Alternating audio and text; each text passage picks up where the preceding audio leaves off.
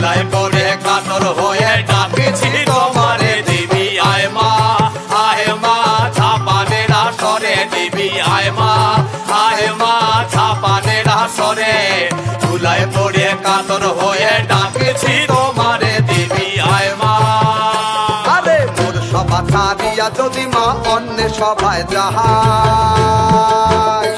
আরে মোর সভা ছাড়িয়া যদি মা অন্য সভায় যাহাই,